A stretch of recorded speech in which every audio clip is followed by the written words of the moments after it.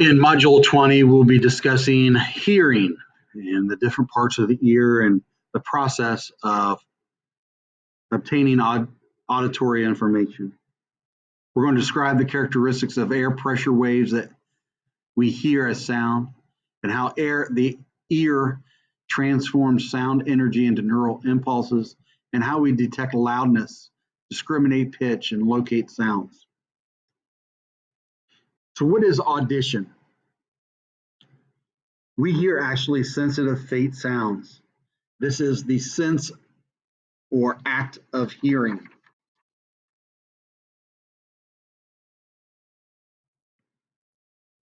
So how does air pressure waves become sound?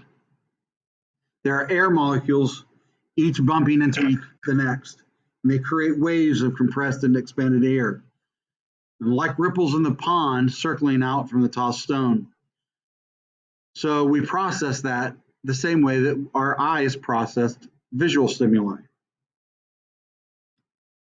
So just like we talked about with vision, there is frequency and amplitude to sound waves. Each ear transforms vibrating impulses into nerve impulses. Amplitude strengthens and determines the loudness. The wavelength or the frequency deals with pitch. So how do we measure sound? We use the term decibels. And what is the absolute threshold of hearing? It is actually 0 decibels. So let's take a look at the different divisions of the ear. What we have: the outer ear, the middle ear, and the inner ear. So let's first start with the outer ear.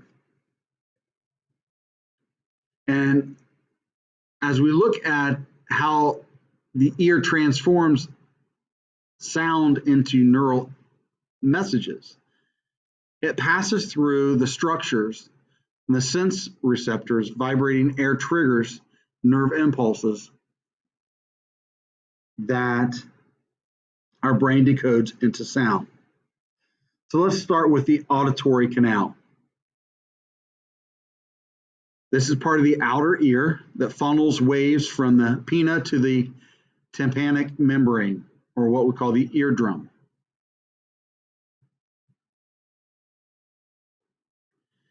The eardrum, or the tympanic membrane, is a layer of tissue that vibrates in response to sound waves.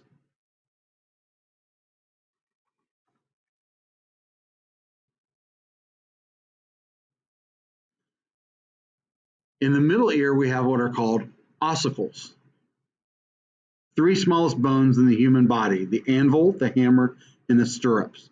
And they transfer the sound wave vibrations from the tympanic membrane to the oval window.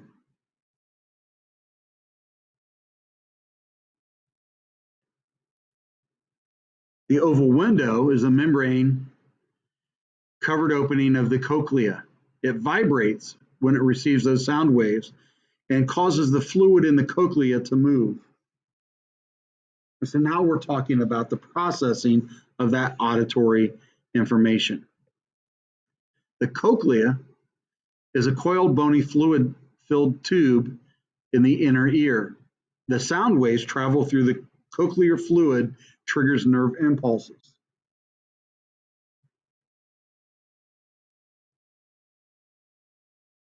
So how does that sound wave move through the inner ear?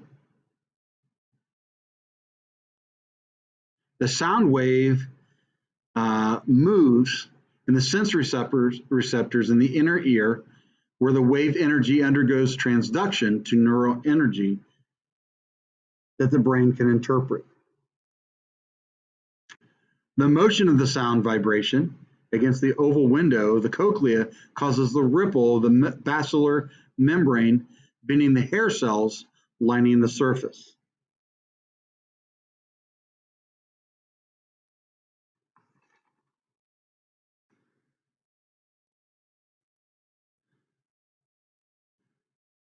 So how does the nerve impulse move out of the ear? There is what we call cilia, hair cells, trigger impulses in the adjacent nerve cells, whose axons converge as an auditory nerve.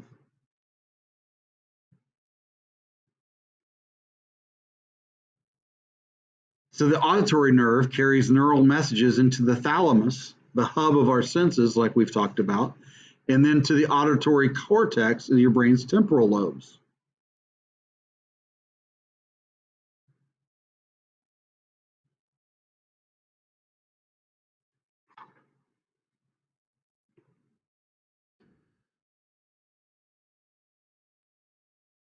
There are two types of hearing loss, sensorineural and conduction.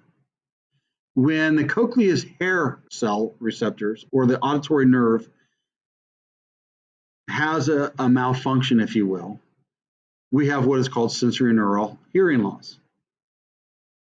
People may hear sound, but they have trouble discerning what some person is saying.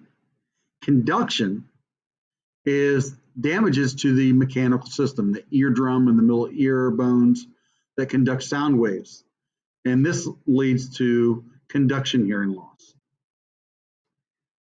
So sensorineural hearing loss account for most of our hearing loss. More boys than girls have hearing loss. Matter of fact, boys' hearing is less acute than girls.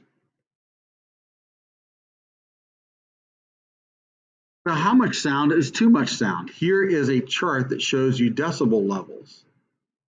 And if you notice where the line is, squiggly line is, anything above that can lead to long-term hearing loss. So imagine working in, let's say, New York City, and you take the subway every day, and you stand waiting for a sub to come pick you up. Over time, you're going to have hearing loss. Or if you work at the airport, why do you think those people wear headphones? To help against that? Or have you ever heard lightning strike and thunder really close to you? It really shocks you.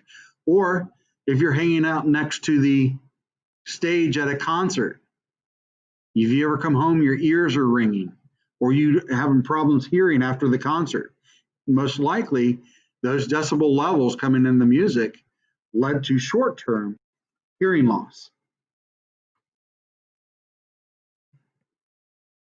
What are the problems with headphones? All sound waves are then directed into the auditory canal, where if you didn't have headphones on, not all the sound waves go there. So the massive amount of sound waves dispersed into that ear can lead to long-term hearing problems.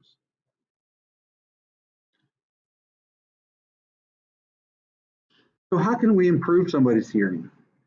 Well, one of the things that you'll see is what is called a cochlear implant. This is a device that converts sounds into electrical signals that stimulate auditory nerve through the electrodes threading into the cochlea.